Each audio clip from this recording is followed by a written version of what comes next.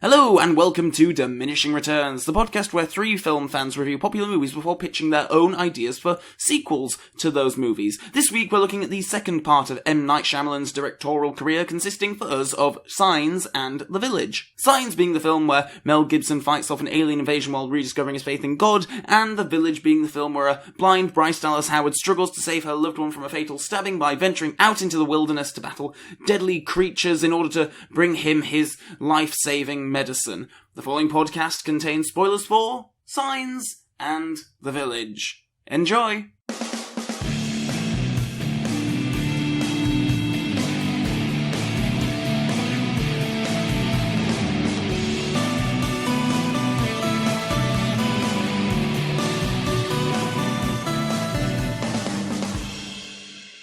Hello and welcome to Diminishing Returns. I'm here with Sol.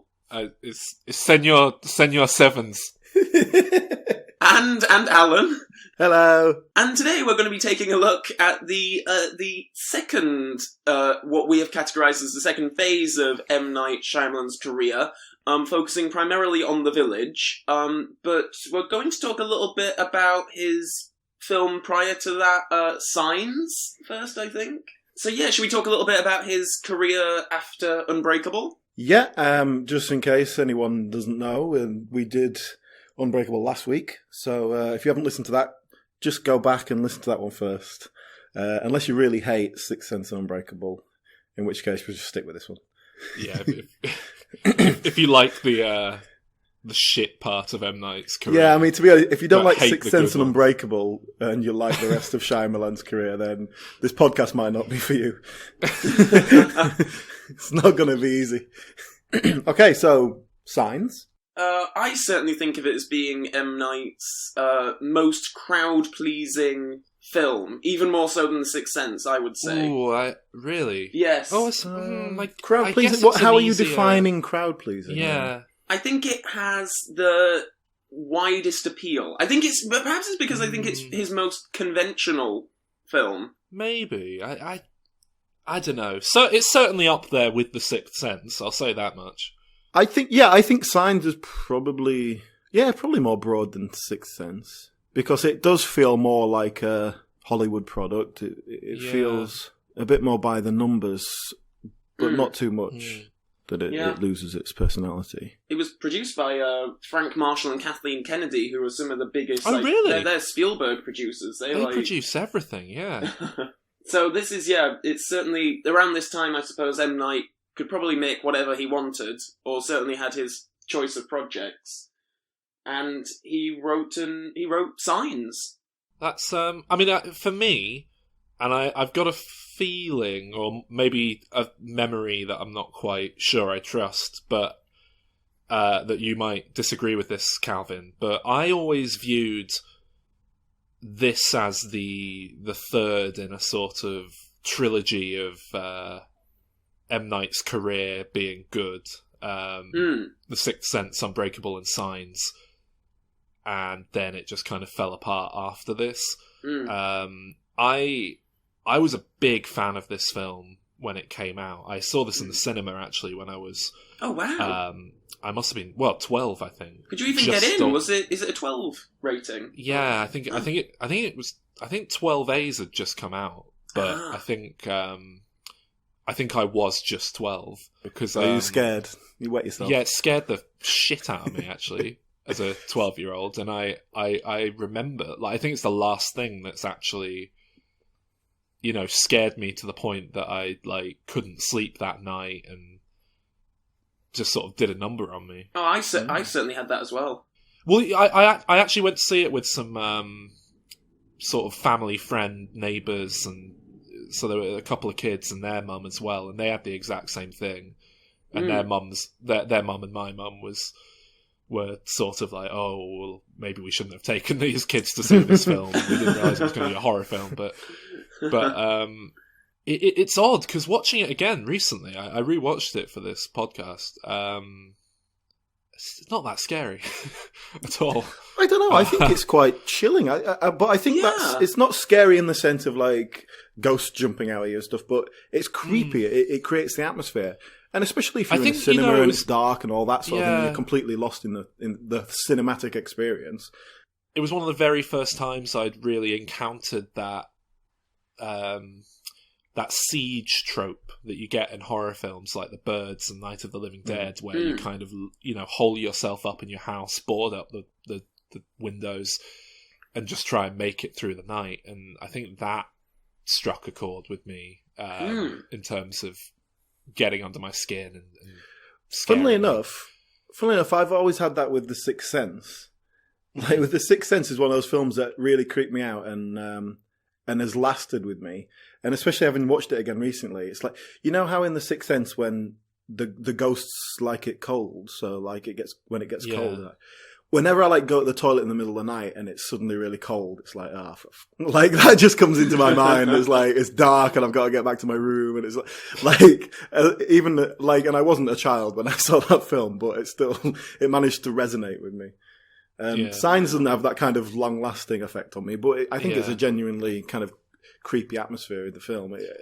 I think the other thing as well is that I don't think I'd seen many films or bits of media where there was such an air of hopelessness as well, because there very much is a sense of these aliens are going to land and kill us all, and we just kind of have to hole up in our house and hope something will come along and save the day.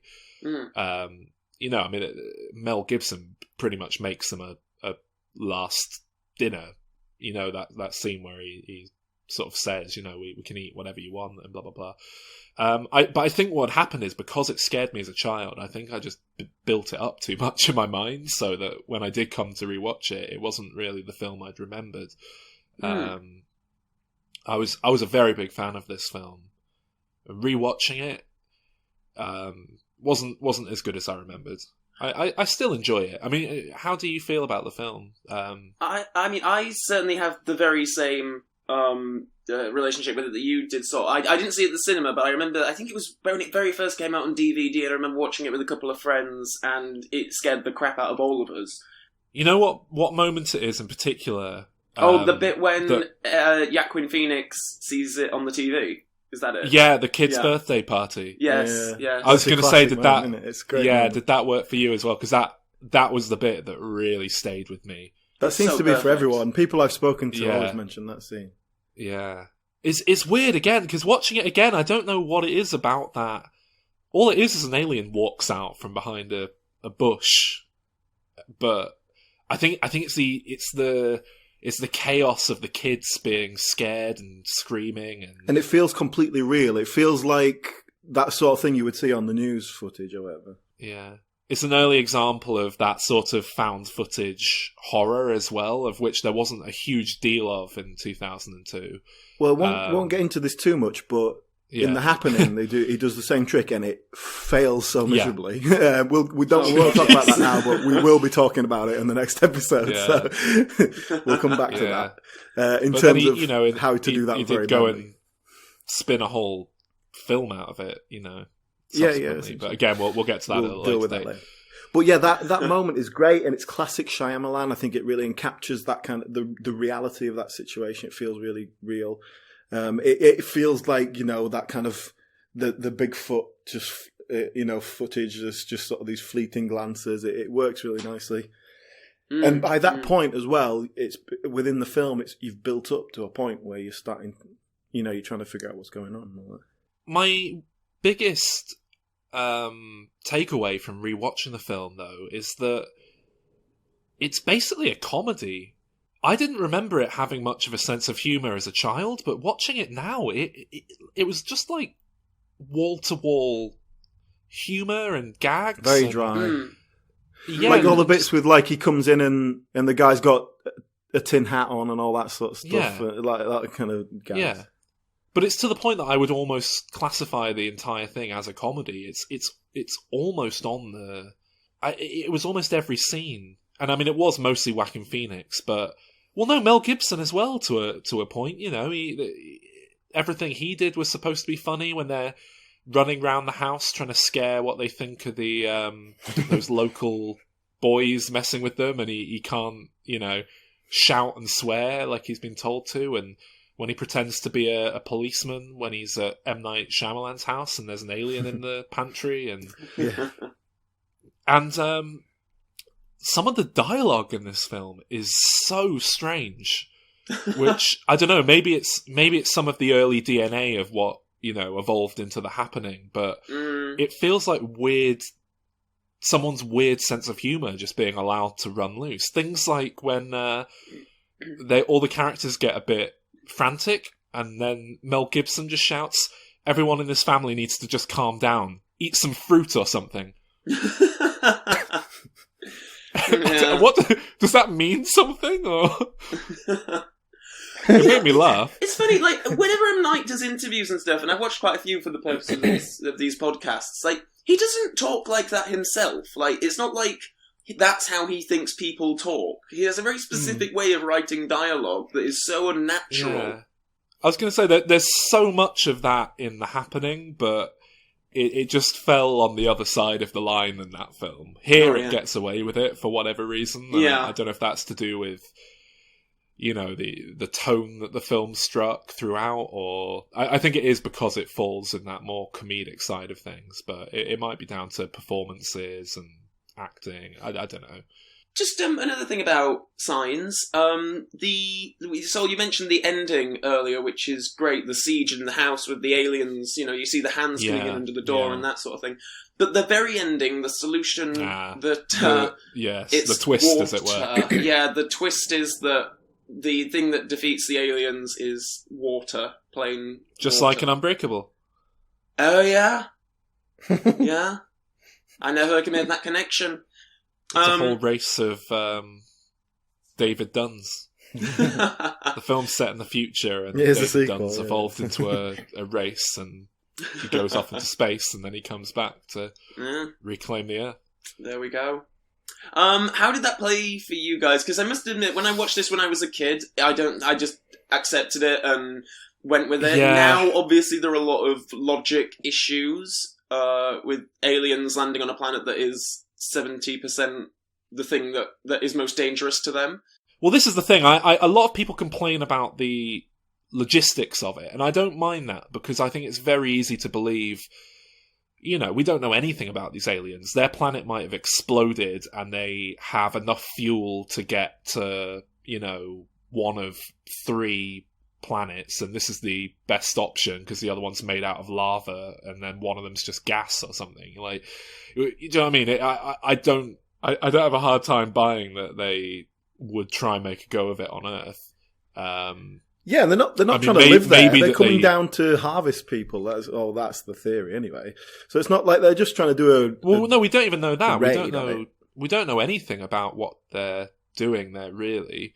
Maybe it's a bit silly that they don't have any sort of protective, clothing. But again, we don't know the circumstances of what led them there. They might just be making the best of a bad situation, and that doesn't bother me so much. What does bother me is the implication that the there's sort a of god. Spirituality. Yeah, like what we spoke about in the last episode. The sort of, I think this is one of the most overt bits of M. Night Shyamalan saying, like, "Hey, let's all just be a bit more spiritual and open to the universe, man." Mm-hmm. Yeah, I mean, that was my main complaint with Signs, that it just gets too preachy at the end, and everything kind of coming together, like everything happens for a reason kind of thing. That's why she doesn't drink the water. That's why he's got a bat like stuck on the wall, whatever. It doesn't really work because it's just such arbitrary nonsense that kind of comes together, and all these moments that just felt like character that then come together. So it didn't feel too obvious in the setup, at least. But my problem with that is that it gives this sense of that there is a higher power dealing with this.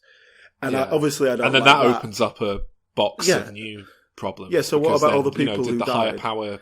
Yeah. Well, what about the aliens? I mean, did the higher power make them as well? Are they? Yeah, just so that Mel Gibson could get his faith back. Yeah. And that's it. At the end, the conclusion is Mel Gibson gets his faith back, and his family is saved because he believes in God again. That and it's is the not message even of this it's not film. even that he didn't necessarily believe in God to begin with. It's just that he sort of thought, well, if God's real, he's a bit of a nasty piece of work. So, and the fact that he was happy for like a whole species to be, you know. And part of the setup for this everything coming together was his wife's last word. So his wife had to be squashed into a tree for all this to come together. So God killed his wife as part of a long-term plan to make him lose his faith so that he could regain it. So, I mean, to be honest, that's quite in keeping with the Christian God that we're aware of. So, I guess that works. But I don't know why he would choose to continue that character. It just felt a bit on the nose at the end when you see him, you know, with his collar on again and everything. I could just about go with the whole everything happens for a reason thing, even though it is very heavy-handed and very, you know, silly in places. But yeah, but other than the ending, I do like the film. Oh, but yes, me too. In fact, even with the ending, you know, it's not enough to ruin it for me. Even though I think it gets a bit silly. Now the policewoman's a bit annoying, but I bet you love her, don't you, Calvin? I do actually. I really love Cherry Jones, and I ship her and Mel in this film, and I wish they'd got together at the end. Why, really? He gets together with God. Yeah. None of that nonsense with men and women having relations, and Can I pick up on something actually that I think works in Signs? Hang on, he had a wife. She's dead. She dead. But he was a priest. Doesn't matter. No, he wasn't. What was he? He's not like a A Catholic vicar? priest. He's just a pastor. He'd be a Baptist or something. He can have sex with as many ladies as he wants. Yeah. Oh, fair enough. It's only the Catholics who don't do that. Well, that's probably why God sent those aliens down to kill him, isn't it?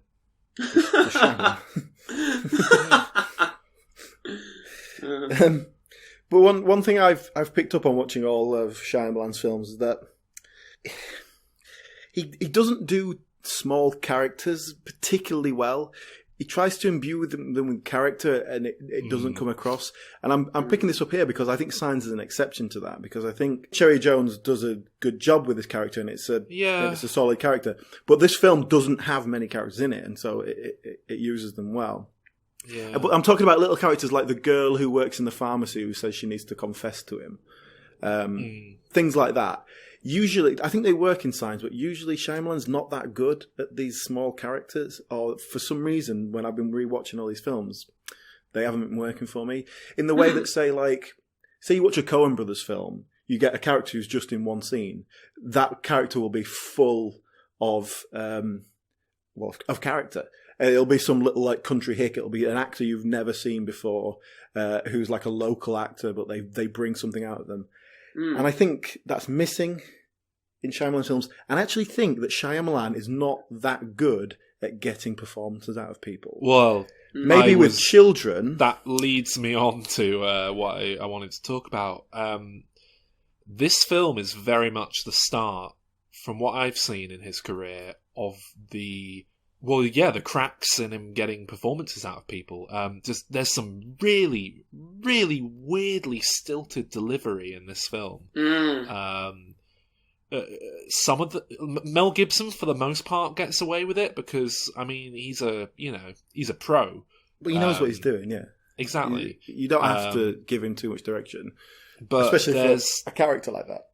But there's points in the film where it feels like you're watching a Harold Pinter play or something like that. It's this very Brechtian, alienated, removed from the situation and the reality of the story performance. And even the kids in this one don't feel as natural as they typically do in Shyamalan's films. Well, if we just take a quick step back, because one of the best things about The Sixth Sense is some of the performances, because Haley Joel Osment obviously completely makes that film. Toni Collette is fantastic, And then the only other person in it, really, to any extent, is Bruce Willis, who is just doing that kind of strong, silent type, which is very easy to do in that kind of an acting sense, which just kind of suits Bruce Willis. Unbreakable, Bruce Willis does exactly the same thing. You got Samuel L. Jackson just doing Samuel L. Jackson. That's what he always does. He doesn't need any direction. The kid's okay. The wife is, okay. So when you actually break it down, the Sixth Sense is everything's there, and it's great. Was it a fluke? Was it? I'd say yes. I don't know. I've so. seen I mean, not to get ahead of ourselves, but I do think he gets consistently very good performances out of children, even in his, some of his later films that aren't great or where the characters aren't very well written. And I do think that must be down to something he's doing, but it doesn't seem to translate very well to adults. And particularly, it's particularly noticeable when he casts a less airtight actor. I do feel like Signs is where you start to see the chinks in the armour, as it were. Yeah, but to be fair, like Joaquin Phoenix comes out of it really well, and this was. But again, he's one of the best actors alive exactly. Today. But this was like post Gladiator kind of made him big, and then this was his kind of follow up to that. Yeah. But I was impressed with the fact that Joaquin Phoenix's character in this is not an easy sell to an actor. It's not. He's kind of the fool of the piece. Yeah. But not really redeemed in any great sense, and not a fool enough to be playing the fool, if you know what I mean. It's kind of you're just playing this kind of idiot. Well, so to speak. But my point is that it's not a heroic character. Yeah. I think that's the sort of character that you get. You would offer to someone, and they would go, "Oh no, it's not the lead, and it's not really like a really heroic character." I think a lot of people would turn that down in the kind of Hollywood system. So all praise to Joaquin Phoenix. I mean, Joaquin Phoenix has never kind of played the system, really, has he? He does whatever he wants. Yeah. But I think that's good. I think, fair play to him, and it's a good performance. That character is the sort of breakout star of the film, though. I mean, I remember when I saw it, he was the thing that loads of people seem to like and find funny, and he does stick out as being a kind of one of the more fan favourite parts of the film. But I just mean, like, as a Hollywood agent, you're going to go with that. Yeah. Right, my client has just starred in one of the a great supporting role in a huge film, and now, okay, here he's playing second fiddle to Mel Gibson in this little horror film. Like, I think, obviously he did it because he liked it, and I think that probably is for the best if he goes into it with that kind of thing. But yeah, I just think that character is not an easy sell, and obviously he does it. He does it very well. But how much of that is Joaquin Phoenix, and how much of that is Shyamalan bringing it out of him? Well, speaking of the cast in this film, this is when M. Night casting himself starts to become very. I don't know. Actually, you say he had quite a big role in Praying with. What was it? Praying with Anger. Well, quite a big role. He's the lead. It's about him. But no one saw that, and he was probably making do with like the resources available and what have you. Plus, it's a very personal film. It's almost, I think it's semi-autobiographical, so to speak. Whereas this is certainly the first big Hollywood example of him giving himself more than just a one scene cameo. Mm-hmm. I mean, it's only really one scene that he appears in, other than the setup at the start, isn't it? But there's two, but there's only one real scene. But I haven't got a problem with it, and I haven't even got a problem with it in Lady in the Water. I think he's a good enough actor to do it, and if you didn't know he was the director, I wouldn't go, "Well, that guy's a bit shit. Why is he in this film?" I have no problem with it whatsoever. And if the guy wants to do a small role, then no one else is going to give him a part. He's not a great actor, though, is he? I when I first watched the film, I didn't, know that he was the director, and I didn't think anything of it. But I mean, I wasn't criticising any of the performances when I first watched the film. And I don't think he's great in this. Put it that way. I think, but that goes back again, like where I say those small characters. Yeah, you get those small characters, you put a fantastic actor in them. Someone who's not particularly well known, but you find a really good like local actor or someone who's just like done a lot of stage work but isn't very well known or something like that. Someone who can really take one scene and just work on it and bring a full picture to it. And that's it. Here, the fact that his character is the one that kills Mel Gibson's wife, like that's some kind of statement that he's trying to make, isn't it? Like, he's the director, he's the writer, I'm killing her. He's pulling and I'm the strings. Yeah, exactly. He's also basically the guy who saves the day. Essentially, he figures out the information that. He figures out everything that's happening somehow perfectly, even though it's kind of played like, oh, I've just got an idea. Yeah. I think that Signs was certainly, looking back on M. Night's career, this was the last sort of large crowd pleaser, money maker. Everyone seemed to like it. And then, again, he could, do what he wanted to do. He seemed to be on a pretty good thing. He was doing, like, a new film every 2 years, writing, producing, directing it. And in 2004, he brought out The Village. Now, I think this is an interesting time in M. Night's career, because at this point he had become... This was probably the peak of his, what's the word I'm looking for? Recognition with sort of like average moviegoers, I want to say. Like, his name is very much, certainly on the DVD. He was becoming the new Spielberg, wasn't he? Yeah, exactly. And in the sense that name is the seller, is a brand, is a way to sell the product. Exactly. And also very much in that kind of classic Hollywood, but still brings something special to it that Spielberg does, and that Hitchcock did, even. Play by the rules, but also rise above them. Yes. It was very much... he was still very much known for his twists at this point as well.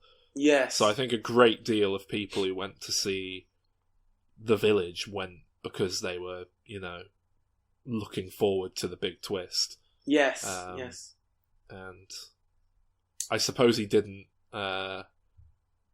disappoint on that front. I mean, there is a twist. Whether or not it's disappointing is another thing. Yeah. I mean, it's weird because I don't get the sense now that, with hindsight, that The Village is seen as particularly much of a lesser film than Signs. But when they came out, I felt like Signs was a big hit. Everyone loved it. And when The Village came out, the reception I don't remember being so positive. I think it's partly because it was marketed as something very different than what it actually ended up being. And M. Night talks about this. I watched the making of on the DVD, and the film was sort of kind of conceived as a horror film, follow-up to Signs, and it was going to hit a lot of the same beats, and then at some point he decided it was going to be a love story, and the music was changed to reflect that, and I think, it's a bunch of people in old-timey land talking in silly voices, in a silly way, and it's just not as going to have as wide a reach as something like Signs. His previous 3 films were pretty much greeted with overwhelming critical praise and a good audience reaction as well. The Village was the first one where some people went, that's shit. Whereas, it's still, a lot of people liked it, and it still was relatively successful, but it was kind of the first slap in the face, I suppose, for Shyamalan. Definitely. It was certainly his first sort of stumble. I'll put my cards on the table right away and say that this is my very favourite M. Night film. I love The Village. Okay. I'm going to put my cards on the table. This might be my least favourite M. Night Shyamalan film a subjective, personal level. I cannot stand it. I can't... it's obviously not as bad as some of his subsequent work. I'm not for a second suggesting that, but...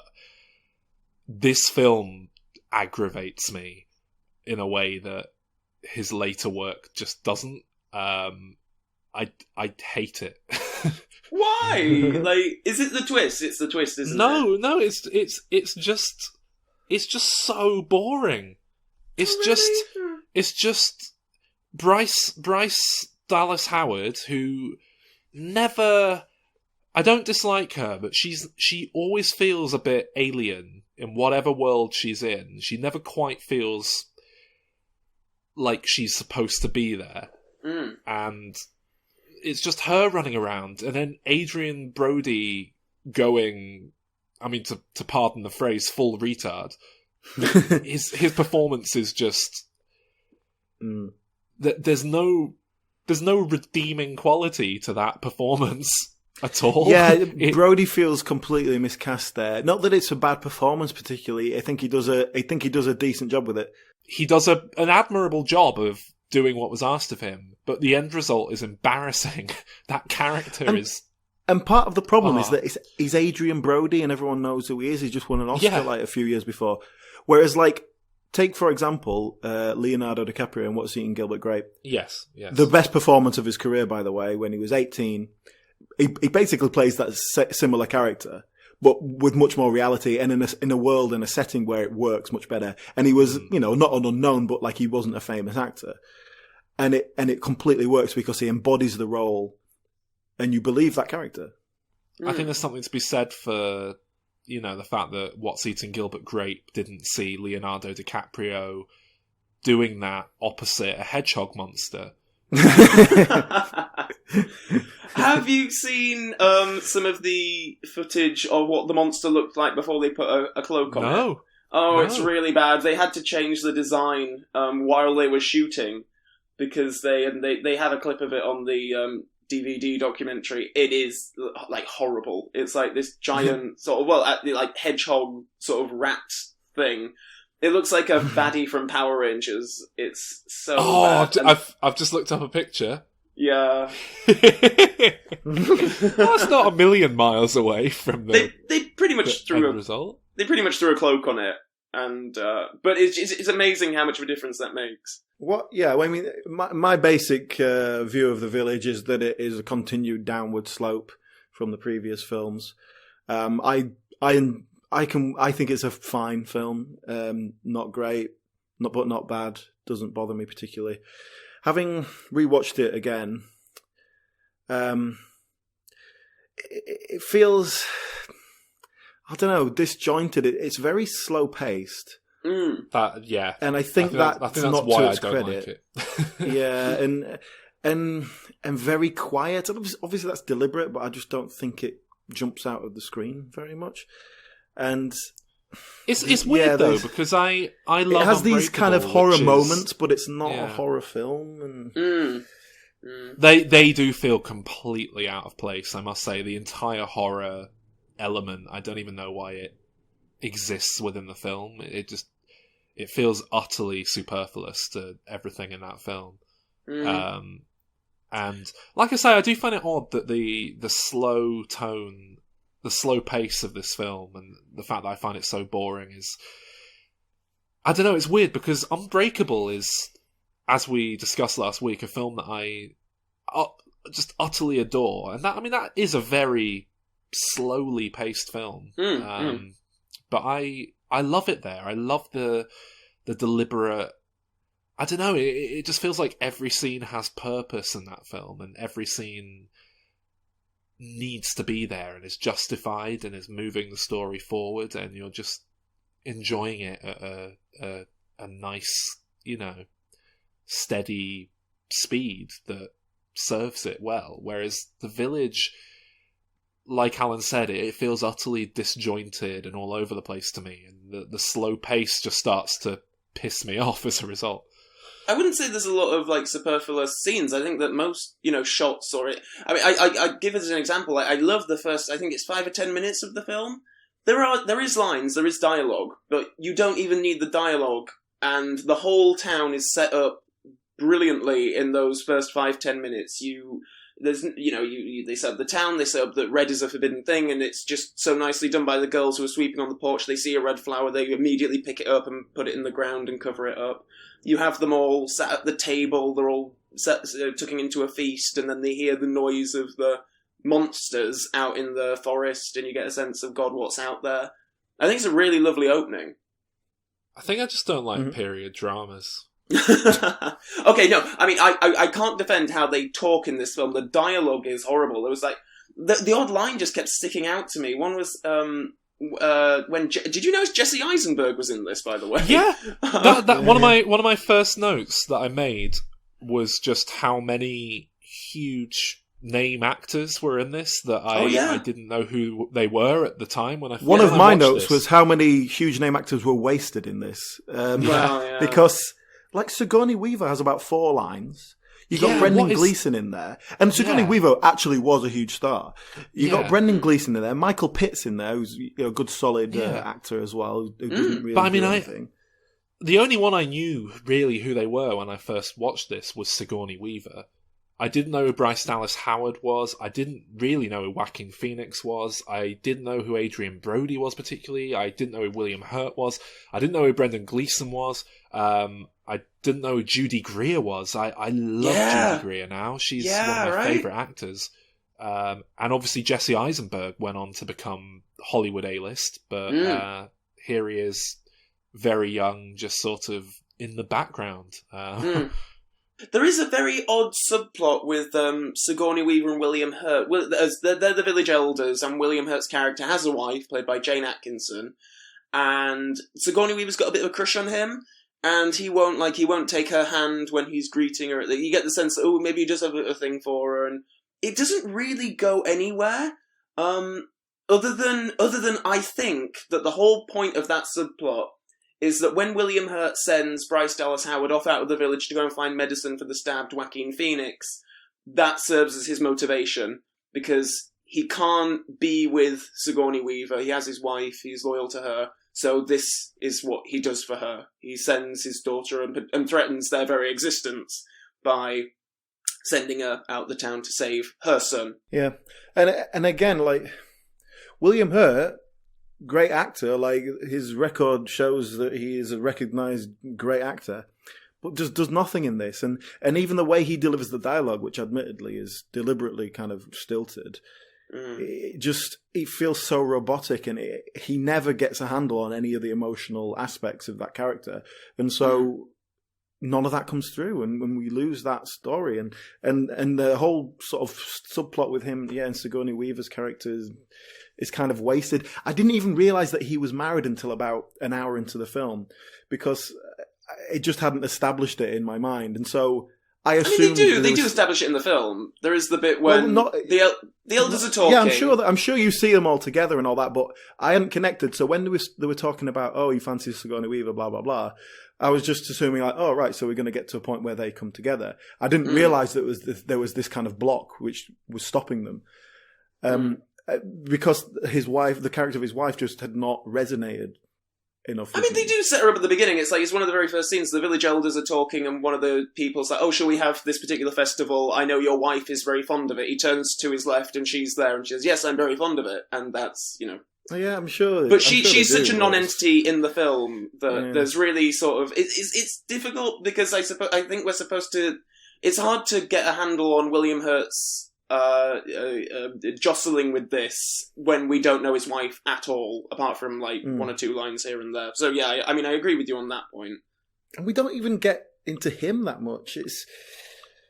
There's too many characters, frankly, in this that he's trying to do something with, and then the ones that he's actually doing something with aren't interesting enough. Joaquin Phoenix's character has just nothing going on, and Bryce Dallas Howard doesn't really do anything either. And like, the main characters that we're focusing on are the least interesting stories.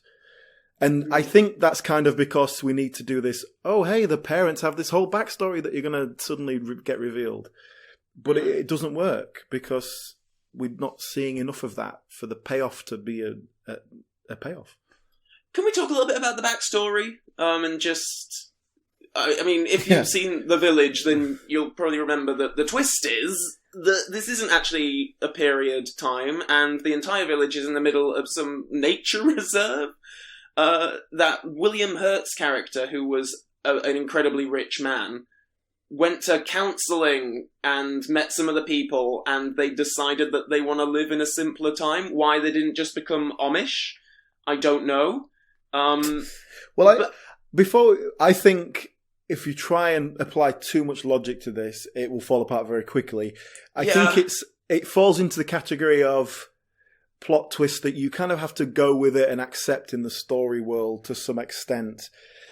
Because if you try and put a sense into it, it's probably not going to add up.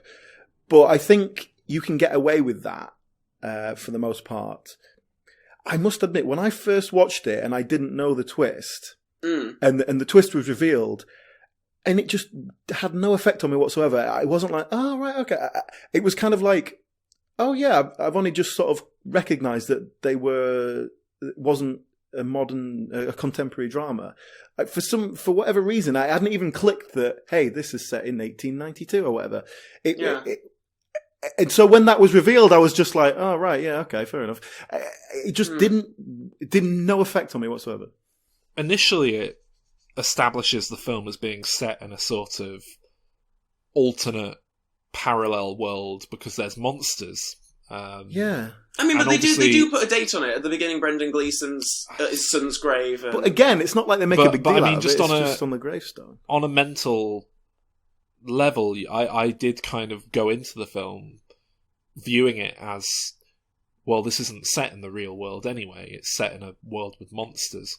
And obviously, as the film progresses, we see that that's not the case. But by that point, you're well into the film, and you're not sort of going, "Oh, I guess that's the same thing." It's so far removed from the social construct of what we sort of establish as the world, because it's just this self-enclosed little village, that the revelation of a bigger world was always going to be something else. Like when she was traveling out to the big bad world, what was she going to find? Even if it was set in 1892, she would just found a town with just slightly older. It wouldn't have made any difference. It seemed like a twist for a twist's sake, It totally is. It didn't give any emotional resolution of anything. What I was about to say is that it feels like M. Night was well aware that everyone going to watch an M. Night Shyamalan film expects a big twist at the end, and like he was pulling his hair out trying to figure out what the twist of this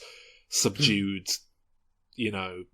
relationship drama could be, and he just plucked some utter nonsense out of the air and slapped it on the end. Like, there you go. Bet you didn't see that coming. But it doesn't. There's no relevance to anything. The characters that would be affected by that twist, or the characters that are changed in our minds because of that twist, are the elders. And we haven't established enough about them, and we're not concentrating on their characters. We're looking at Lucius and whatever Bryce Dallas Howard's character is, and they're not affected by it. She doesn't quite comprehend what it is, because it's so out of her realm and she's blind, so like a lot of it's lost on her. I was going to say, she's blind, it won't make any difference. And everyone else doesn't know. She's not going to see cars and be like, holy shit. Yeah. How do they work? And even if she did, it's just like, yeah, there's things in the outside world that make noises that I don't recognize, and like, she's not going to be able to put that together, is she? But it just, if you're going to have a twist, it has to have emotional resonance, and it didn't. And in fact, the only resolution of it is, which annoyed me, was that at the end, the council elders decide to so the lie. I knew that was going to bother you. Of course it bothers me, because the whole point, if we're trying to find out what is the message of this film, the analogy of it, it's that the made up stories we use to keep our children in order are ultimately damaging. This is an anti-religion film. The problem with it is that at the end, they go, okay, we've seen the damage it does. Shall we carry on? Yeah, okay. That's what annoyed me. This is what I think this is Shyamalan's message. Religion doesn't work, but let's keep doing it anyway. That is what M. Night Shyamalan believes, and that's what every film he makes is about. I quite like the concept that these people who had been hurt by life wanted to run away from it and hide. what I don't like about that is the concept that that's presented as a good thing, rather than, maybe they do that and then learn that, which Brendan Gleeson's character even says, because he's obviously experienced tragedy that his son's died. And he says, within the village, and he says, if what evil can get, or whatever, sadness can get us here just as it did out there, we need to accept that. And therefore, yes, you can send her out for medicine, because this that we're living here is an artifice. It's false. And what we came here for doesn't really exist. My problem with that is that the conclusion is, let's keep going anyway. So that annoyed me. But I kind of like that setup that these people would withdraw and run away. And I think that's believable, really. I don't know why they would then start, let's talk in a sort of old worldy way, and change our culture to fit something of 100 years ago that we never knew very well. And then they don't even play on that. Like, you could play it like they're basing their ideas of what that time was, not on actual historical fact, but like on Little House on the Prairie. And so you could have little anachronistic elements that they're not even aware of, because it's based on their own kind of made up history. But just to go back to the ending, like the scene where they all, I must have seen the film about 4 times or something. This is the first time where it sort of clicked for me, like, oh wait, what am I cheering on here? The bit at the end where they all the elders are deciding to keep the village going, keep the lie going. And they're all sort of standing up as like a vote of confidence in William Hurt. And the music is so beautiful and swelling and this kind of thing. And I'm like, oh yes, they're going to keep it going. Oh no, wait, why is that a good thing? That's really not a good thing. Exactly. Yeah. But I don't know, I just get swept up in it. I think the music is a big part of it, but the whole film. But I am kind of with them in that moment, though I question why. I'm just going to rattle through my viewing notes that I've got here. Yeah, then I wrote no humour anymore. I did find that very jarring, going from Signs, which is, like I say, on almost a comedy, to this film, which was just utterly po-faced. There's some moments of humour in there, like when Bryce Dallas Howard's sister has a thing for Joaquin Phoenix and she goes to propose to him, and then she's like declaring her love, and then smash cut, she's crying at home. I think that's supposed to be funny. Jesse Eisenberg. So there's a clear through line with your sense of humour on this show that we've. Like when you pitched that hilarious gag on the Office episode about Boko Haram storming a wedding.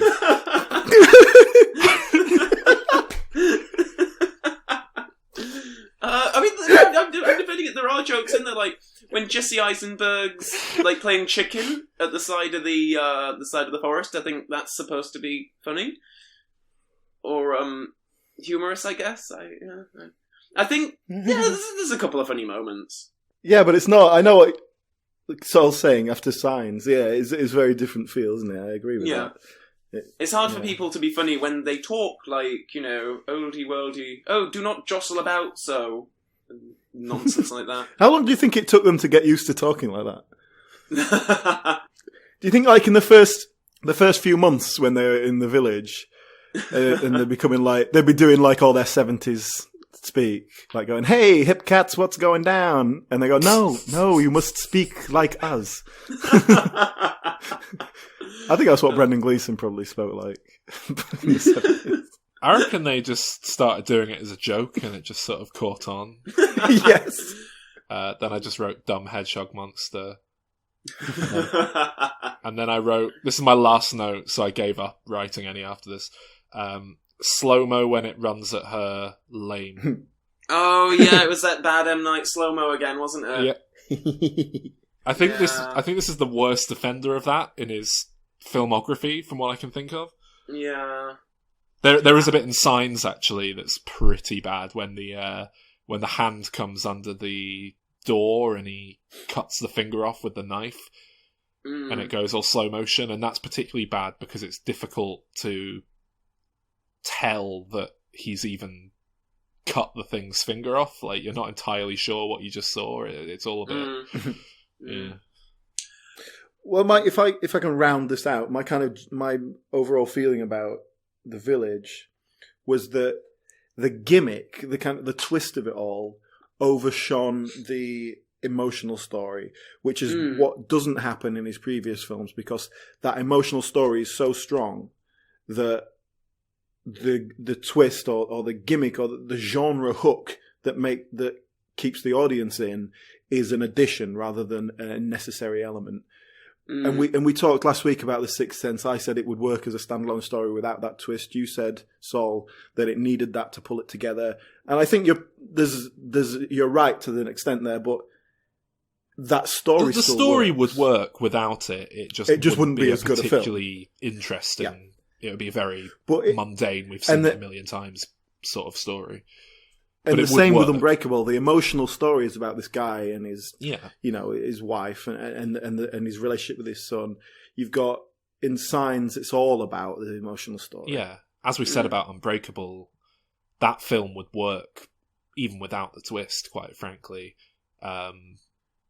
more so than any of his other films. In fact, I'd say. But yeah, I mean, in Signs. Yeah, in Signs, the genre element is the aliens. It's like a sci-fi concept. But it could just as easily be like, land developers trying to knock his house down and he's like having to defend the house or something like that. It's just a threat. The twist being that everything happens for a reason. It makes the story conclude, but it's not the emotional impact. In The Village, it's just there's not enough going on in there. Like, if it wasn't for the fact that Signs is the third of M. Night's run of successful films built around twists. If it wasn't for that, people probably wouldn't even refer to the ending as a twist. It's not really a twist. It's a culmination of everything the film's been setting up for however long. It's and I said in Unbreakable, I think that I didn't particularly consider that a twist either. That it's more of a reveal that this guy's the villain. But I mean, I'd say in Signs, it's not even necessarily a reveal per se. It's kind of just the film following through on stuff that it's been setting up. Confirming some ideas that it's hinted at. In The Village, the twist doesn't really work, and in terms of making any difference to the plot. So the emotional story doesn't hang together. And the emotional story that we're dealing with, which is this girl who's trying to save the life of her boyfriend, just goes nowhere. And it's not where she gets the medicine from is completely irrelevant, because she still has to come back into this world. She doesn't come back into this world with new knowledge of the outside world that she's going to completely change everything. So it's completely irrelevant. It's like two separate stories that don't. Well, it really does feel like he wrote a film and then thought, and maybe a producer said to him and forced him. But I don't.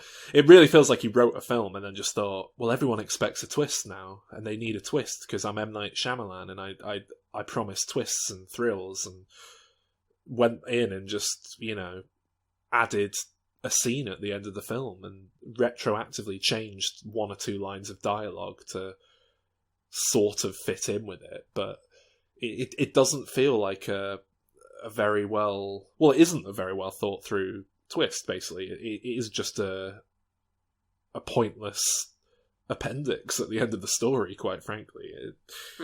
Yeah, and having said all this and complained a lot about it, I will say I still watch that film and go, yeah, it's an okay film. I don't think it's a bad film, and it's enjoyable. And I think what Shyamalan has is that he's a good storyteller, and the structure is usually there, and he'll weave a yarn very well. I think when you analyse it and break it down, it kind of doesn't quite add up in this case, but and I think this obviously goes for you, Calvin, as an experience. It draws you in, and you enjoy it. Right then, so okay, we've done the next chapter of Shyamalan. So we decided we were going to pitch films for sequels to The Village. So, Saul, do you want to start? Yeah. So, if we had to follow this film up with something, then I would do it this way. I've come up with a film called The Country. It's a western set in frontier times. Or is it? It's Westworld.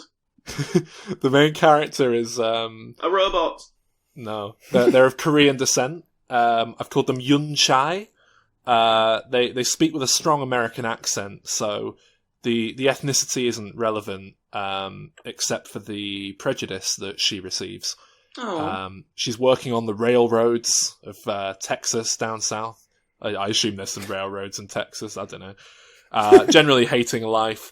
And a group of slaves are brought in to help with the work, and she sparks up a romance with one of them, and the film's essentially this period drama whereby she and a slave conceive of a child and realise that they're going to have to, well, either manufacture the guy's escape or, you know, one of many situations that won't be very pleasant will play out. You know, either the child will never know its father, or, you know, any of them could be killed and lynched. It's not going to be very nice. So they concoct some sort of plan to escape, and I haven't bothered to figure out what, but it'll be a thrilling, you know, third act climax for the film.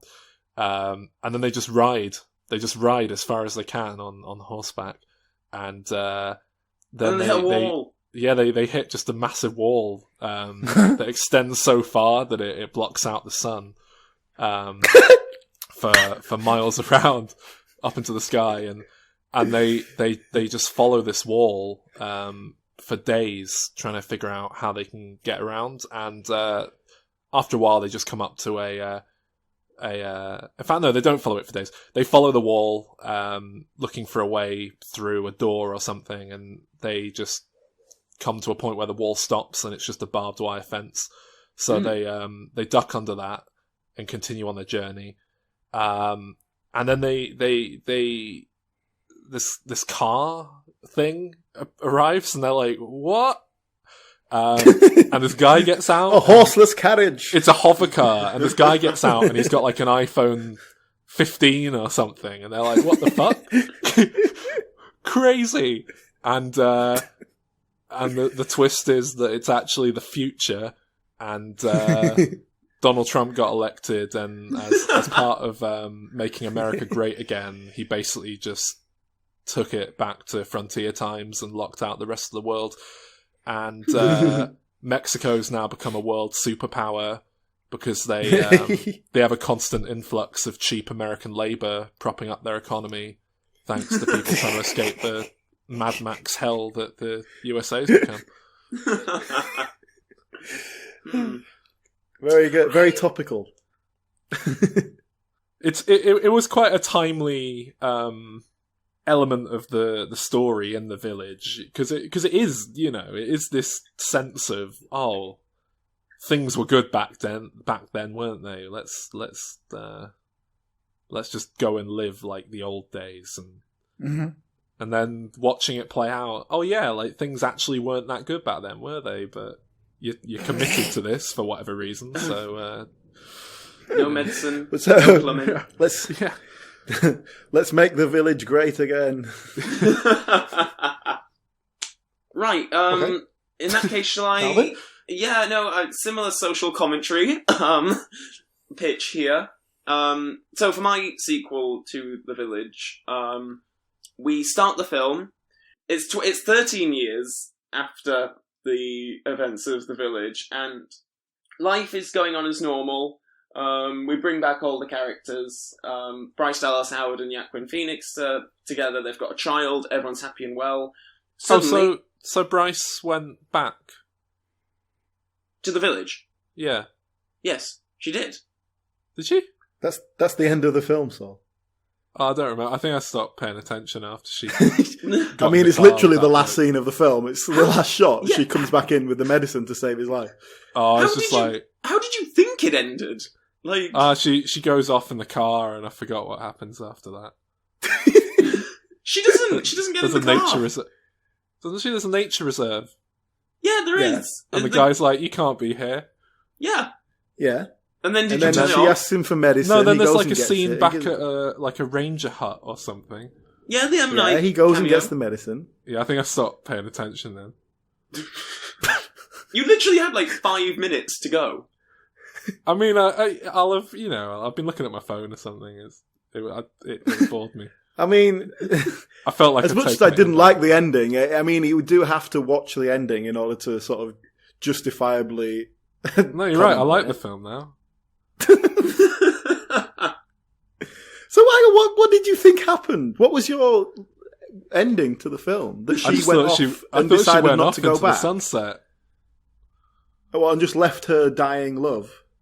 I didn't store it away in my long-term memory. It's not. It wasn't valuable enough. Let's see what I remember. I'm going to try and recite. The film maybe from memory, short-term memory, as in I'm going to talk about this on a podcast. Maybe that. No. That's why I made viewing notes. Memory. But you stopped making viewing notes after Adrian Brody was killed. Exactly. I was like, this is boring. I've had enough. I'll probably start playing Pokemon or something.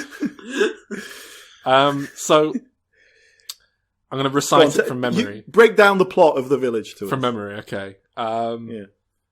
All right, so there's a village. Bear in mind, we've just had a massive discussion about it in the last 20 minutes. There's a village. You should be pretty well on. There's a village.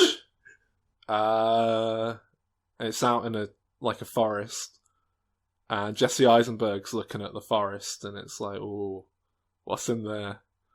And then they're having a big meal. And then Adrian Brody's running somewhere with someone. And it's like a game, and he's mentally what's the term? He's challenged. Yes, and he's like Bryce Dallas Howard's blind, and that's tough because it's the old days. And her sister, Well, it's easier because it's the old days.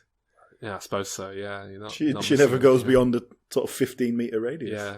There's no TV to be missing out on, so it's, yeah. So then her sister's there, and her sister fancies some bloke, but he's not into it. And then good. We've made it to the first scene. That's good. Yes. And then God, you said the film was boring. This is torturous. Adrian Brody accidentally stabs him. Because he doesn't know what he's doing. Accidentally? Well, no, it's not accident. He kind of walks into him with a knife, doesn't he? Well, no, he still stabs him deliberately. Yeah, but he's like, he doesn't understand what he's doing, does he? He's like, and then someone goes off into the woods, and this hedgehog wearing a cloak chases them, and they fall in a hole. And then someone's like, "Told you not to go in the woods. I told you there was a bloody hedgehog." And well, you've managed to mix two completely separate scenes there. And then you kind of jumped ahead and went back. But and then something bad happens, and they're worried because the hedgehog's going to come into the village to get them. So they all hide in the cellar like in Evil Dead. Again, we're going backwards in the plot now. But go on. Then William Hurt is there, and Sigourney Weaver's there, and they're sort of milling around like, "Oh, everything's going all right here with our sneaky plan, isn't it?" And then he's like, "Yeah, don't touch me." And then they, what happened? Then they're just sort of killing time for 45 minutes, and then Bryce runs off into the woods. Oh no, she looks under the floor, and it's like there's a costume, and she realizes that the hedgehog isn't real. And she's like, "Well, I might as well go off then." So she goes off. Oh, and she needs to get some medicine. I forgot about that. Because why? Why does she need medicine? Someone's ill or something. Yeah, who? That's not her. She's not gonna have medicine. It's not Adrian Brody. Is it Adrian? No. Again, I just want to reiterate: you watched the film less than 2 weeks ago, and we've just had an hour-long discussion about the plot. So, go on. She runs outside, and she's climbing over the wall, and then the guy arrives in a car, and he's like, whoa, you can't go in there, love." And she's like, "What are you on about?" And he's like, "What are you on about?" And they go back and forth. You've got a gift for dialogue. Probably better, greater gift than M. Night, to be honest. They go back and forth about 3 times, from what I remember, and then and then they're back at the Ranger Hut, and do you say that's where M. Night Shyamalan's cameo is? Yes! I can't remember who... Yeah, so there's some M. Night Shyamalan. M. Night Shyamalan's cameo seen only in a reflection, which must just be like his ultimate wet dream. He loves it. And then there's some exposition, and then William Hurt goes and looks at like an old yearbook or something, and then he steps up on a table or something, and he's like, "Well, we're this is pretty good what we got going here, isn't it? Despite all its flaws." And they all go, "Yep." Directed and written by M. Night Shyamalan. yeah, it's good. I like the bit where he stood on a table. It was great. Does he stand on a table? No. I don't know where you got that from. Does he raise a glass? No. That's what I remember. They'll just stand up. But does he not stand up at the head of the table holding up a glass? No, that's at the wedding at the beginning of the film. Okay. And then apparently there's a mid-credits, so like an end credits scene where Bryce Dallas Howard comes running in with the medicine. Anyway, Calvin, please continue your pitch. So Bryce Dallas Howard is in the village, we can confirm. With Joaquin Phoenix and... so Joaquin Phoenix, he recovered fully? Yes, he survived. Oh, and everyone's living, well. Everyone's happy. Suddenly, out of the woods comes a few figures. A family. It's the truck driver from the end of the first movie. And... and it's him. Him and his family are quickly whisked away by the elders. And we learn that the guy and his family are so pissed off with the current state of the world in 2016 that the idea of coming and living a simple, isolated, communist life out in the village seems like a good idea. So the elders agree to accept them. But then more and more people start arriving at the village. Word of mouth has spread gradually, and it's sort of become an open secret that this place exists. So sure enough, more houses need to be built. We see them develop apartments. They decide to install indoor plumbing, manufacture toilet roll, and other nice 21st century things. And the village basically becomes like modern society at an incredibly rapid rate. Everything becomes crass and sleazy. There are casinos and a brothel, and it's, basically the whole thing becomes what the elders were trying to get away from. So the main core village, like the elders, Bryce Dallas Howard, Joaquin Phoenix, the characters that we like, they all up sticks and leave. And they get over the wall of the nature park and travel into the city, but it quickly becomes apparent that society has been completely wiped out due to nuclear war, and now the entire country belongs to the village inhabitants who start their new society outside of the wall. I like how the radiation didn't penetrate the 10-foot high concrete wall. That's good. William Hurt's a very rich man. He can pay for things. Radiation shielding. Invisible radiation shielding in the sky. I think it would be better if they get outside and it turns out that just everyone in the world has gone into the village. So they're now the only remaining people on the outside. Yeah. There's 7 billion people in the village. Just a little meadow. Crammed in like a... Yeah. So, Alan, as someone who watched the film, what would your picture a sequel be? Okay, well, similar kind of idea, really. This is, but my focus in the sense of that it's kind of dealing with what happens in the future of the village. But I wanted to continue this analogy of religion that gets set up in the first film. So my film will be set 30 years after the first one, and it will be called The Village, The Next Generation, Civil War. So we are setting this 30 years after the first one. So all the council elders are dead. They've all died from easily treatable illnesses. The younger generation and now the council. But now those stories of the creatures and the origin are all there, but the origins of the community and what it really is has been forgotten or lost in time. So these creatures are still perceived as a genuine threat, even though there's no one kind of faking it anymore. The stories are real enough. But with nothing there to kind of prove it anymore, and with the legends and myths around them just get more confused with every retelling, and then all the kind of quickly thought up and contradictory reasoning behind the stories when people ask questions don't quite make sense. Anyway, so in the middle of all this, we'll have a protagonist called Zachariah. He's just a young man. I think he could be the son of Judy Greer's character. Oh, okay. And we could have that. He's grown up on these stories of how his aunt was burned at the stake for being a witch after she went out into the forest and came back with poison to kill Lucius Hunt. So we have this backstory that when she came back, the medicine didn't work. But to explain it, the fact that she'd gone away, they had to condemn her as a witch and burn her at the stake so that the other villagers wouldn't get suspicious.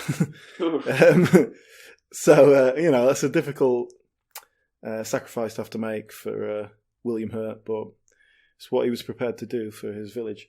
So now Zachariah, he's got doubts about many elements of these stories he's been told, and he takes a keen interest in nature and his surroundings. He studies the plants, he studies the animals. He realizes that a lot of like small rodents and insects roam freely in and out of the village, go into the forest, and they're never harmed. They're safe from the creatures. So he starts to ask more and more questions and sort of philosophical questions: why the village exists, what's beyond the village, how did it start, blah, blah, blah. And also like why they only have a history that goes back 60 years, but the date is 1927, things like that. So obviously he doesn't get any satisfactory answers to these because there aren't any answers. And people just don't want to hear it. They'd just rather live in blissful ignorance than have their precious worldview challenged. But the bigger problem is that the village is getting bigger and it's becoming divided. And what the main catalyst for this is, the main contested issue is that one group maintains that the bad colour is a kind of deep burgundy, whereas the second group insists that the bad colour is more of a raspberry magenta kind of shade. Now, these arguments escalate quickly. They start getting to physical battles, and ultimately they end up dividing the village with a hastily constructed wall. A bit like you would in a sitcom when a couple falls out and they put a masking tape down the centre of the room. Can you not just do it with them, like painting a white line down the middle? Drawing a line with a stick in the middle. Sure, yeah, okay. And the line has to go directly through the dinner table where they all eat. So there could be a hilarious scene where one of them's like, "Can you ask so and so to pass the salt?" And then they go to, and the salt's on the line, and they have to. Yeah, I like this pitch. This is much more my sort of film. Well, it's not really sticking with the sitcom theme, I'm afraid. But Zachariah, he despairs at this behaviour of all these other people, and he just wants to rise above it, literally. So he goes and lives in the bell tower, that little watchtower they had. So he starts living there, and he just watches on passively as the two sides eventually destroy each other, and everyone in the village is killed. So after he sees this carnage, Zachariah climbs down from his safe space, walks slowly through the remains of the village. He stops at each corpse. He dips his hands into their spilled blood. He smears it over his skin and clothing. He covers himself in the bad colour, and then walks out into the forest. Which he thinks is essentially a suicide attempt, or it's the ultimate test of whether this will be bad or not. So he expects to be attacked at any moment. He keeps walking and walking and walking until he eventually hits a solid hedge with a concrete wall behind it. He climbs over, finds himself on a tarmac road. He's confused, he's lost. He just starts to walk along the road. Darkness falls. He has nowhere else to go. He just keeps following the road till suddenly 2 screaming lights come racing at him, and before he has any idea what's happening, he's hit full in the face by a Land Rover. The driver gets out in a panic, rushes over to Zachariah's now dead body. Oh. The camera pans up to reveal that the driver is M. Night Shyamalan. He looks directly into the camera. He looks directly into the camera and winks. Roll credits.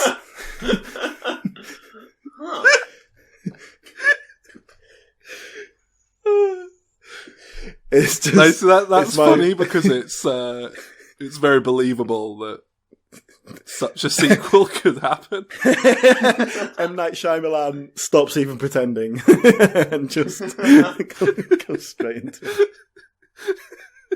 I think it's funny how, despite, this is another one of those interesting things of where, because for listeners, we don't talk about our pictures like before we record this show. We genuinely hear them for the first time when we're recording, and it's just interesting. Sometimes we all sort of pick up on very similar things, and I think it's interesting that even though The Village is, and we kind of discussed this, is very much a love story, the main story is very much about Bryce Dallas Howard and Joaquin Phoenix, and yet we've all kind of focused in on the more societal elements of it. The actual formation of the village and the politics and that sort of thing. I think that says a lot about the weakness of the love story at the centre of it. Yeah. It doesn't work. I mean, for me, it's because, as Alan said, I mean, the only bit that held my attention was the fact that they're in the past, but it's the present. And I think that if it were to be a sequel, rather than... I don't know, you couldn't make a sequel to that film without addressing the twist in some capacity, and if you do that, you have to delve into the... Oh, is that why she's blind? Yeah, pretty much. So she can go back at the end without realising... I don't quite know what would have happened had Michael Pitt and the other guy not chickened out and gone back home. Like, because they're her travelling companions to the town, and... But I mean from a writing point of view, so she doesn't realise it's the present, and... She just thinks she's gone to a neighbouring town. Yeah. Oh, this is a good film, this.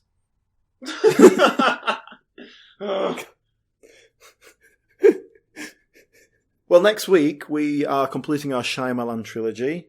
We're going to be looking at, well, specifically pitching sequels to The Happening. We'll be talking about Lady in the Water before that, and then The Happening. We're also going to have a look at what's come after that with Shyamalan, and a quick sort of precursor build-up to his new film, which is coming out soon, called Split. So that will be next week's episode, and essentially this is a whole Shyamalan career retrospective building up to that film. So we'll talk a bit more about that next week, and how we feel Shyamalan's career has descended. I don't think there's much... ambiguity about that. So yeah, please join us again next week for more Shyamalan flavoured goodness. And as ever, if you'd like to get in touch with us to discuss any of the things you've heard in this podcast, or even suggest ideas for future episodes, then please get in touch with us at our various social media pages, including our Facebook page and Twitter. From me, Sol, and Alan, it's goodbye for now.